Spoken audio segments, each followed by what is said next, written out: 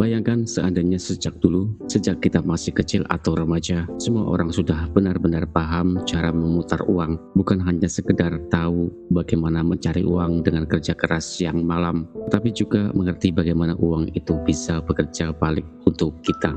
Coba pikirkan, kalau sejak awal kita sudah diajari cara mengelola keuangan pribadi, diajarkan cara membedakan mana aset yang bisa menambah nilai dan mana liabilitas yang justru menguras. Hidup kita pasti terasa jauh berbeda. Uang receh yang kelihatannya kecil pun sebenarnya bisa berkembang jadi besar kalau ditempatkan di wadah yang tepat dan diperlakukan dengan strategi yang benar. Mungkin kalau itu terjadi hari ini, kita tidak perlu lagi kerja banting tulang hanya demi melunasi tagihan-tagihan bulanan. Mungkin juga kita tidak akan panik setiap kali tanggal tua datang menghampiri atau bingung setengah mati kalau tiba-tiba ada kebutuhan darurat. Bisa jadi hidup kita terasa lebih ringan, lebih lega, karena uang tidak lagi menjadi sumber tekanan utama yang mengganggu pikiran setiap hari. Fakta di lapangan menunjukkan sebagian besar orang baru benar-benar paham tentang pentingnya literasi keuangan ketika usianya sudah tidak muda lagi. Setelah bertahun-tahun gaji habis begitu saja tanpa sisa, barulah muncul kesadaran bahwa seharusnya uang itu diputar, bukan hanya dipakai. Tapi jangan khawatir, tidak peduli kamu sekarang ada di posisi manapun, semua orang tetap punya kesempatan untuk memulainya sekarang juga. Tidak harus langsung sempurna, yang penting paham dasarnya dan berani melangkah sedikit demi sedikit. Mari kita bahas lebih dalam. Memutar uang sebenarnya bukanlah sesuatu yang rumit seperti banyak orang bayangkan. Sebagian besar orang sering salah sangka, mengira kalau bicara soal muter uang pasti langsung berhubungan dengan investasi miliaran rupiah, main saham yang penuh resiko, atau membuka bisnis raksasa. Padahal kenyataannya, konsep memutar uang bisa sangat sederhana. Intinya, bagaimana caranya uang yang kita miliki sekarang bisa dimanfaatkan untuk menambah nilai atau kembali kita dalam bentuk keuntungan. Misalnya begini, kamu punya uang Rp500.000, daripada uang itu hanya diam di dompet atau numpang lewat di rekening, kamu bisa pakai untuk membeli barang yang sedang banyak dicari di pasar online. Lalu kamu jual kembali dengan harga sedikit lebih tinggi. Dari selisih itu kamu dapat untung dan otomatis uangmu sudah bergerak. Ia tidak hanya diam, tapi sudah bekerja menjadi modal yang berkembang. Contoh lain, kamu bisa menaruh uangmu di instrumen yang memberi imbal hasil meskipun kecil, bisa lewat reksadana pasar uang, deposito bank, atau bahkan fitur simpanan di e-wallet yang menawarkan bunga harian. Memang keuntungannya mungkin tidak langsung besar, tapi kuncinya ada pada kebiasaan. Uangmu tidak lagi tidur, ia pelan-pelan bertambah nilainya.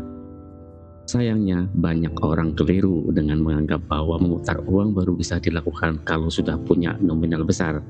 Padahal, justru kebalikannya, uang berapapun bisa diputar, bahkan dari jumlah kecil sekalipun. Yang penting bukan seberapa besar nilainya, tapi seberapa konsisten kita membangun kebiasaan. Kalau kita terbiasa melatih diri memutar uang yang kecil, saat jumlah yang lebih besar datang, kita sudah tahu bagaimana cara mengelolanya. Pada akhirnya, memutar uang adalah soal pola pikir. Begitu kita bisa mengubah cara pandang terhadap uang, otomatis cara kita mengelola hidup juga ikut berubah. Kenapa banyak orang gagal memutar uang?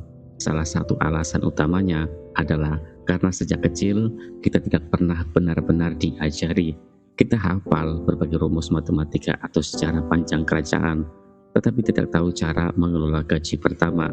Kita bisa mengingat jenis-jenis tumbuhan di buku sekolah, tapi bingung ketika ditanya cara membangun dana darurat. Itu bukan salah individu, melainkan sistem pendidikan kita yang belum menempatkan literasi keuangan sebagai fondasi dasar. Selain itu, kita juga tumbuh dengan mindset bahwa yang penting adalah kerja keras dan cari uang sebanyak-banyaknya. Kita percaya kalau punya banyak uang, maka hidup akan aman. Tapi kenyataannya, berapapun uang yang masuk, kalau tidak tahu cara memutarnya, hasilnya akan tetap sama. Gaji habis tanpa arah, gaya hidup ikut naik, dan akhirnya tetap merasa kekurangan. Dapat gaji besar langsung beli HP baru, dapat bonus tahunan langsung kredit motor. Itu bukan kesalahan, tapi kalau tidak diimbangi pengetahuan keuangan, kita akan terjebak dalam siklus kerja, dapat uang, habis, lalu kerja lagi tanpa pernah bebas. Kesalahan lain yang sering muncul adalah anggapan bahwa investasi atau memutar uang hanya untuk orang kaya. Padahal justru sebaliknya, mereka bisa kaya karena dari awal sudah disiplin memutar uang. Mereka tidak menunggu punya banyak, tapi memulai dari sedikit, lalu diulang terus sampai tumbuh besar. Dan satu hal penting yang sering terlupakan, uang tidak pernah netral. Kalau hanya didiamkan, nilainya justru akan berkurang karena inflasi. Uang 100.000 hari ini tidak akan punya daya beli yang sama setahun kemudian. Kalau uangmu hanya diam di dompet atau rekening tanpa kejelasan, perlahan nilainya terkikis. Inilah kenapa uang perlu diberi pekerjaan. Kalau kamu benar-benar ingin uangmu bisa berputar dan berkembang, ada beberapa prinsip dasar yang wajib ditanamkan. Pertama, biasakan menyisihkan sebelum membelanjakan. Begitu terima penghasilan, langsung sisihkan sebagian untuk tabungan atau investasi. Jangan menunggu sisa, karena biasanya kalau ditunggu sisa, tidak akan ada yang tersisa. Minimal 10% dari setiap penghasilan jadikan kewajiban untuk dirimu sendiri. Dan kedua, pelajari cara membedakan mana pengeluaran yang menambah penghasilan, mana yang hanya menghabiskan. Misalnya, kamu membeli laptop agar bisa mulai kerja freelance, itu termasuk investasi. Tapi kalau beli gadget terbaru hanya demi gengsi, padahal fungsinya sama saja, itu bisa menjadi beban.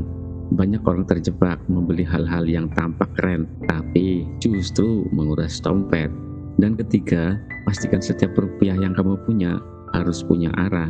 Jangan biarkan uang nganggur tanpa tujuan. Atur pembagian, sebagian untuk dana darurat, sebagian untuk investasi, dan sebagian lagi untuk kebutuhan sehari-hari. Kalau tidak diberi tujuan, uangmu akan pergi begitu saja tanpa kamu sadari. 3 prinsip sederhana ini, kalau dilakukan secara konsisten, bisa membawa perubahan besar. Kuncinya bukan di seberapa rumit strategi muter uangmu, tapi di seberapa konsisten kamu menjalankan hal-hal kecil setiap hari. Kalau sejak dulu semua orang paham prinsip ini, mungkin kondisi keuangan kita hari ini jauh lebih sehat. Tapi tidak ada gunanya menyesali masa lalu. Yang penting adalah sekarang. Mulai dari yang kecil, dari apa yang bisa kita lakukan. Terima kasih sudah menyimak, semoga bermanfaat. Kalau menurutmu isi video ini bisa membantu, bagikan ke teman atau keluarga. Jangan lupa tekan tombol like dan subscribe, karena masih banyak pembahasan lain yang akan membuka wawasan finansialmu. Sampai jumpa di video berikutnya.